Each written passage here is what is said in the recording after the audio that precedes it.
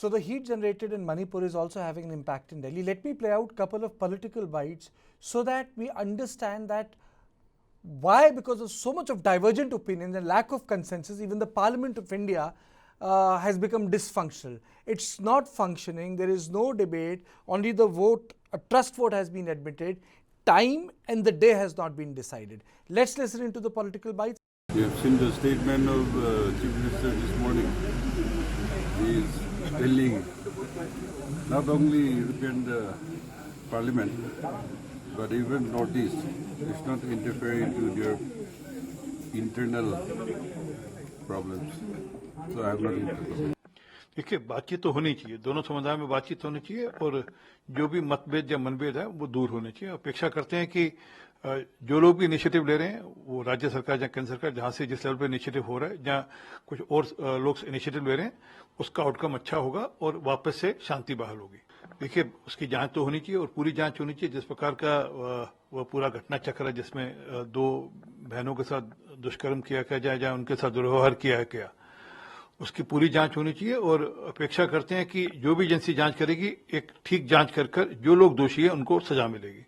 अपेक्षा करता हूं कि वो डेलीगेशन मणिपुर जाने के बाद बंगाल भी जाएगा, जिस प्रकार से वहां पर दो बहनों को निवस कर सड़कों पर घुमाया गया, वह डेलीगेशन कटिहार भी जाएगा, जिस प्रकार वहां पर पुलिस ने निहत्थे लोगों पर गोलियां दागी। वह डेलीगेशन राजस्थान भी जाएगा जहां पर एक आदिवासी बहन के साथ दुष्कर्म किया गया और छोड़ दिया गया।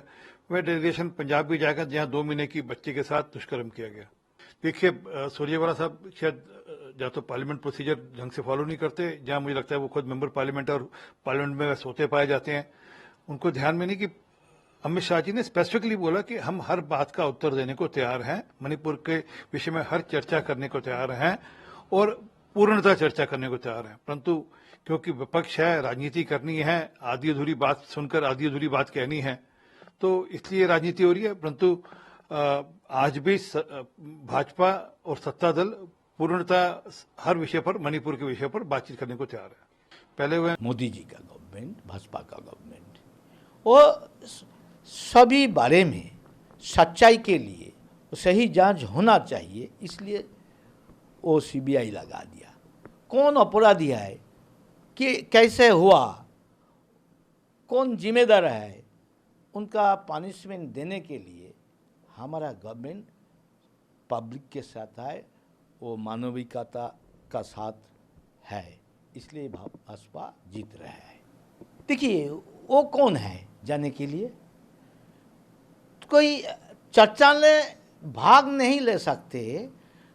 वो अभी इंडिया वाला जो सबसे बड़ा चोर है, भाईपो चोर, अभी देश छोड़ के भाग गया, तो इंडिया वाला उनका उपास लाइए, सबसे बड़ा चोर उनका लीडर है, तो भाग गया। तो वहाँ मणिपुर क्यों जा रहा है? और उन जो भाग गया उनका ला सकते पहले, तो उनका भेजना चाहिए, वो भी तो सांसद है।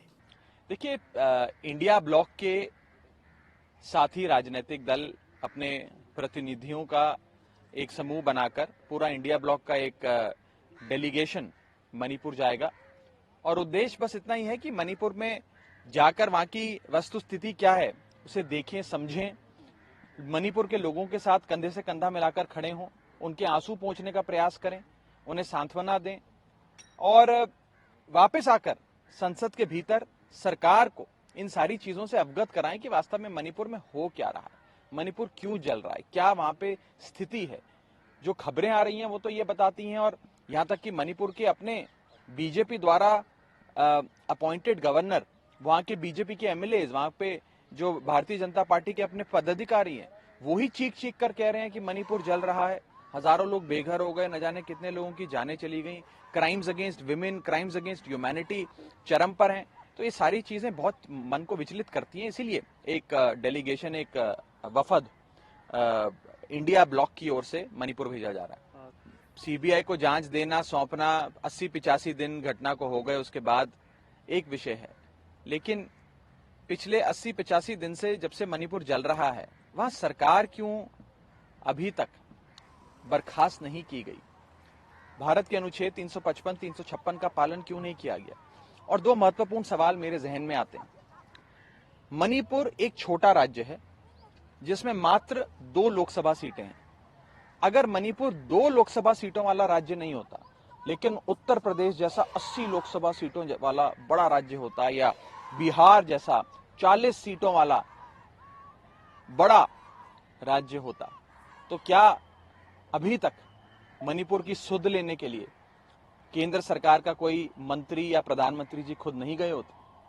पहला सवाल, जरूर गए होते। और दूसरा बड़ा सवाल कि अगर मणिपुर में कोई गैर भाजपा राजनीतिक दल की सरकार होती, नॉन बीजेपी पॉलिटिकल पार्टी की गवर्नमेंट होती, तो क्या अभी तक मणिपुर में राष्ट्रपति शासन लागू नहीं किया गया होता? मेरा दूसरा सवाल, इसका जवाब भी हाँ है।